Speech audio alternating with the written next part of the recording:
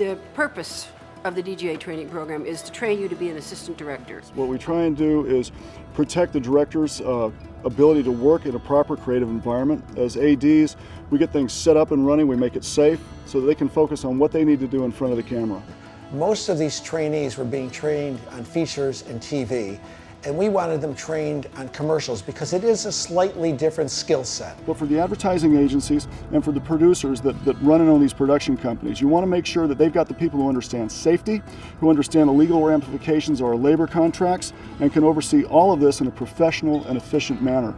So we established a track specifically for commercial people who could possibly cross over and work in other media, but predominantly they were going to get their experience in commercials. We really interview them extensively to make sure that they are highly skilled PAs because they can bring a certain level of expertise to the program. We've got eager young men and women coming into this as trainees. People who can manage juggling a lot of things, who are always thinking ahead, and are very organized and polite and courteous. You need to be a really seasoned, smart, great, fast on your feet, working PA.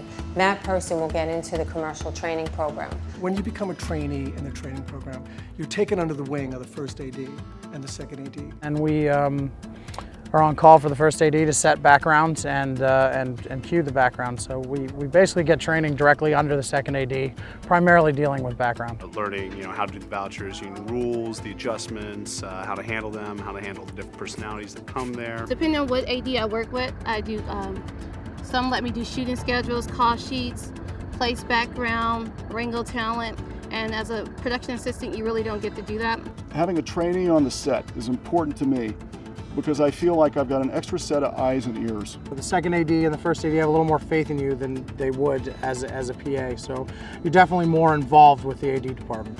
I've got somebody who truly wants to become a member of the Directors Guild working on our craft as an assistant director. I'm really interested in them trying to do as much as possible and being a little bit aggressive about doing as much as possible. And I think all the ADs are too. They really like it if a trainee says, hey, I have a little time on my hands, what can I do?